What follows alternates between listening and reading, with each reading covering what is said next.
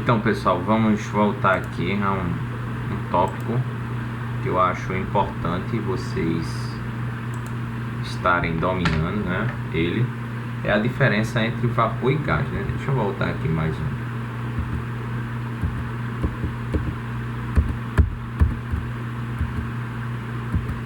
um. Isso, eu quero mostrar isso aqui, vê. Nas últimas aulas eu mostrei a vocês que existem, né? No ensino médio a gente vai estudar os três estados físicos da matéria, os principais, né? Tem o estado sólido, líquido e gasoso.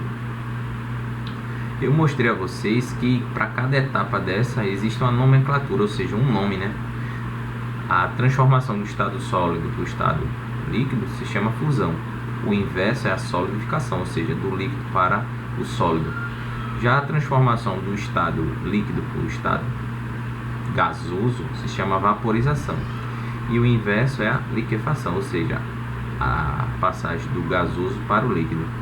E também a passagem direta do estado sólido para o estado gasoso se chama sublimação, ou vice-versa, né? Do gasoso para o sólido. É a sublimação. Tem alguns livros que trazem a nomenclatura de ressublimação. Então aqui só um exemplo de uma sublimação, né? Sublimação é a mudança do estado sólido para o estado gasoso, sem passar pelo estado líquido. Que é uma substância que faz isso. Isso aqui é iodo. Ele tem essa cor meio cintilada, né? Roxa. Ele é um sólido. Se você aquecer ele, ele vai passar para o estado gasoso diretamente. Ele não vai se fundir, tá ok? Ele vai passar para o estado gasoso direto. Aí você vai ver os vapores de iodo aqui. Aí vejam, tem uma confusão, né, que os livros fazem. E eu percebi que muitos professores não diferenciam, né, a diferença entre vapor e gás, tá ok? Deixa eu pegar aqui um marcador, pronto. Vapor e gás, né? O vapor é uma referência dada à matéria no estado gasoso. Nós dizemos que essa forma é capaz de estar em equilíbrio com o líquido ou sólido, tá ok? No que diz através de uma temperatura. Então o vapor ele está em equilíbrio entre o sólido ou o líquido, tá ok? Veja, o vapor aí é que tá. Eu tenho que traduzir isso aqui para vocês, veja. Vamos ler isso aqui. O vapor é uma substância na fase de gás a uma temperatura inferior à temperatura crítica. Vê, temperatura crítica você só vai estudar quando você estudar diagramas de fase. É um assunto mais avançado, tá bem? Mas assim, é perfeitamente entendível pela seguinte afirmação: o vapor, ele só vai ser vapor se você puder transformar ele novamente em sólido ou em líquido, ou seja, condensar ele, né? Também voltando aqui, ó. Quando eu passo do estado, ó, vamos dizer aqui tá vapor. Quando eu volto para o estado líquido, se chama liquefação ou condensação. Ou passar do estado de vapor para o estado gasoso, sólido diretamente, sublimação. Então é isso que ele está falando aqui. Então, ó, isso significa que o vapor pode ser condensado para líquido ou para sólido pelo aumento de sua pressão, sem ser necessário reduzir a temperatura. Então veja, o vapor, o estado de vapor, para ser vapor, ele precisa, você só precisa alterar a pressão. Para quê? Para ele se tornar um líquido, ok? Ou seja, você precisa aumentar a pressão. Então, ó, é importante aumentar a pressão. Deixa eu destacar aqui. Para tornar ele novamente o quê? Um líquido. Sem a necessidade de reduzir a temperatura. Ok? Então, a água. A água é um vapor. A água não é um gás. Mas assim, a água pode ser um gás? Pode. Mas ela deveria estar acima da sua temperatura crítica. Mas a água vai ser vapor até quando, professor? Até quando você, só com o aumento de pressão, e sem a necessidade de reduzir a temperatura, for possível passar o vapor água para o estado líquido, tá? Ou para o estado sólido, tá, ok? Então ele coloca aqui, ó, quando se coloca água para ferver, H2O, no estado de vapor, corresponde àquela fumacinha que sai do bico da chaleira. Aí você pega uma chaleira, não sabe aquela fumacinha? Que é vapor. Por quê? Se eu aumentar a pressão e não alterar a temperatura, ali vai se transformar novamente num líquido. Aí ele diz, ó, se quisermos transformar esse vapor em líquido novamente, teremos a condensação. Isso. Agora o gás já é mais complexo, tá bem? Por sua vez, né, o gás é um dos estados físicos da matéria, tá bem?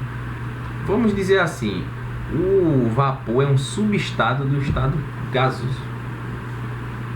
Então, não tem forma e não tem volume definido, né? O estado gasoso é isso, né? Se eu pegar, por exemplo, 5 litros de gás, eu consigo colocar dentro de uma garrafa de 1 litro, ok? Diferentemente dos líquidos, né? 1 litro de líquido só cabe 1 litro de um recipiente. É isso que eu estou falando aí. Aí veja, consiste em um aglomerado de partículas cujos movimentos são aleatórios, né? Para se ele quer fazer um gás, ou seja, transformá-lo em líquido, é preciso alterar a pressão do mesmo, tá bem? Exemplo, o botijão, né? O botijão de gás nosso, o gás GLP, que é o gás liquefeito de petróleo. Quando vocês virem essa sigla aqui, ó, GLP na televisão, gás liquefeito de petróleo, esse gás está no estado líquido em virtude da enorme pressão dentro do recipiente no qual está contido. Se você pegar um botijão, você sente que ele está no estado líquido por causa da enorme pressão que tem ali.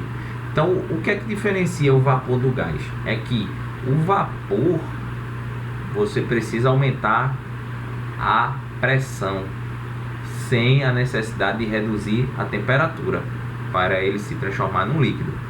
E o gás? O gás é necessário o quê? É necessário que você, além de alterar a pressão, você também altere a temperatura, gente. Ok? Não é fácil tornar você vai ter que diminuir a temperatura e aumentar a pressão. Não é fácil tornar um gás novamente em líquido. Aí, outra coisa aqui, ó. Qual a diferença entre um gás e um vapor? Gás, substância no estado gasoso, é denominada gás. Quando a temperatura é constante, é impossível, né? Ó, é impossível levá-lo ao estado líquido. É outra forma. Eu tinha dito lá que o gás, você teria que alterar a pressão e temperatura para transformar ele em um líquido, né? E também, ó, ou também é a mesma coisa. O estado gasoso é denominado gás quando a temperatura é constante, ou seja, é impossível, a temperatura não vai alterar, mas se você não alterar a temperatura, o que é que vai ocorrer? Esse gás, né, ele não vai se transformar em líquido novamente, se você não alterar a temperatura, só alterando a pressão. Vapor, substância no estado gasoso, que a temperatura constante pode sofrer liquefação. Então, resumindo, se eu fosse falar para vocês, ó, o gás, eu tenho que alterar pressão e temperatura, né, para transformar o gás em líquido. Vapor, eu só preciso alterar a pressão para ele se tornar líquido. Então aqui, ó, deixa eu mostrar outra coisa aqui a vocês. Estados físicos da matéria, né, e suas propriedades. Então, ó, tem o estado sólido, líquido e gasoso. Veja, o estado sólido é um estado mais organizado, tá bem? Se você comparar com outros estados da matéria, ele possui o que? Ele possui uma organização mais agregada, ou seja, mais junta às partículas.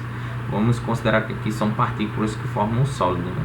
Então eles são, ó, o estado sólido é difícil de comprimir, são mais densos porque, ó, as partículas estão mais juntas.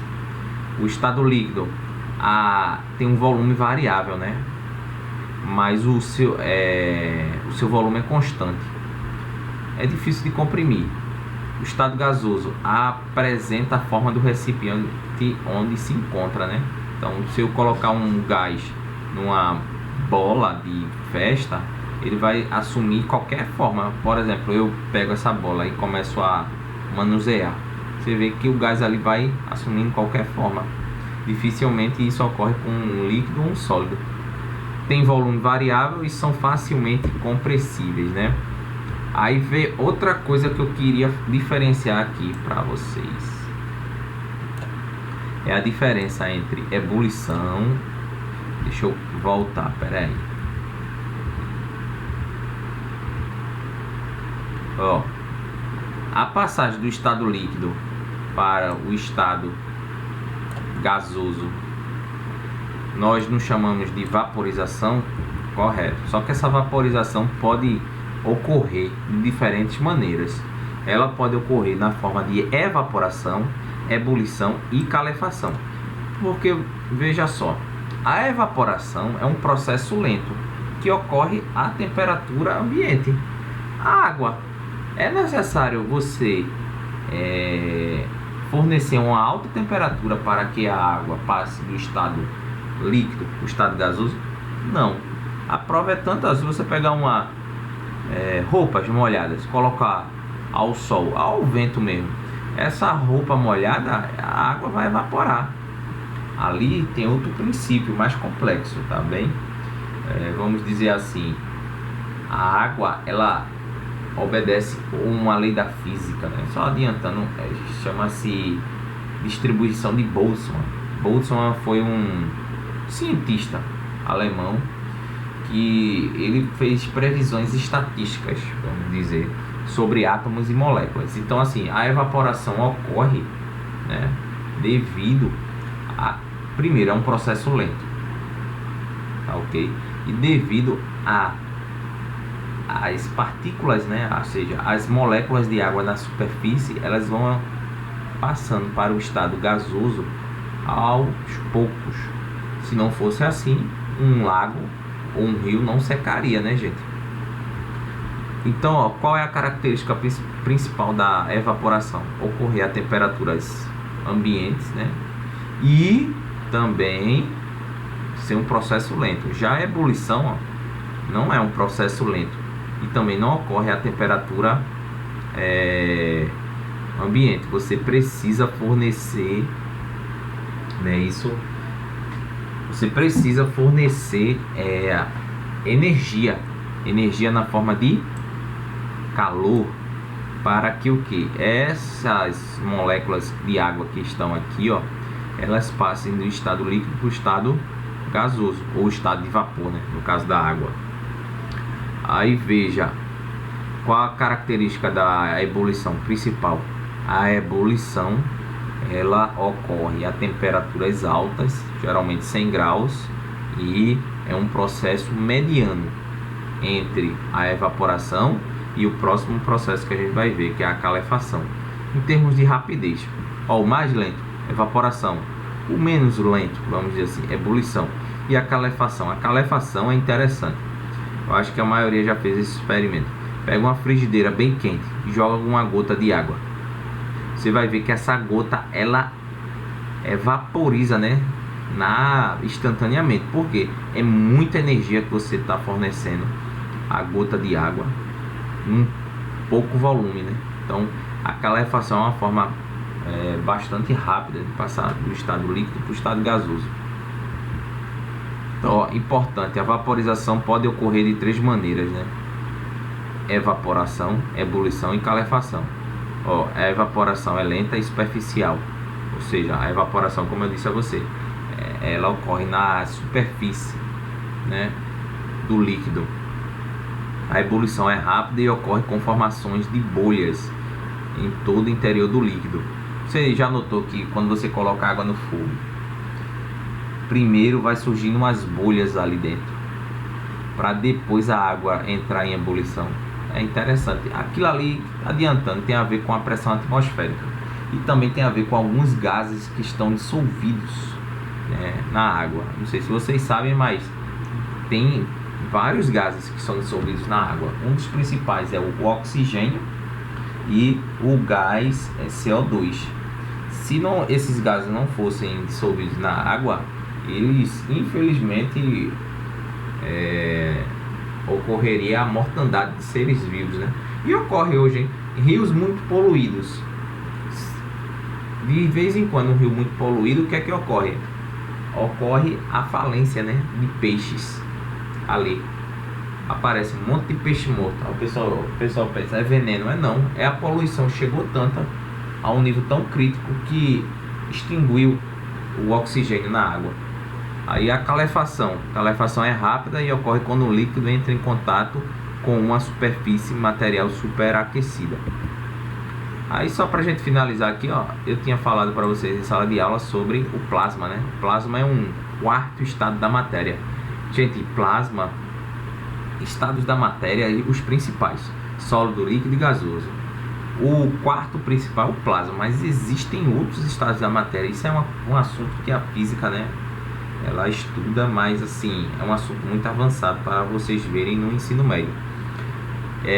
Mas o plasma é um gás, né, que teve seus elétrons arrancados devido a um grande aumento de sua energia. Então, ó, é um gás que os seus elétrons foram arrancados. Então é um gás, vamos dizer assim, tem carga elétrica, tá ok? Então, exemplo, né? Eu não vou entrar muito aqui não, porque requer um pouco de conhecimento sobre a parte de prótons, nêutrons, elétrons, átomos. A gente não viu isso ainda, né? Mas eu vou mostrar uma aplicação dos plasmas. Aplicação não, né? Uma veracidade que o estado plasmático existe. Isso aqui é uma fotografia da nossa estrela, né? Sol.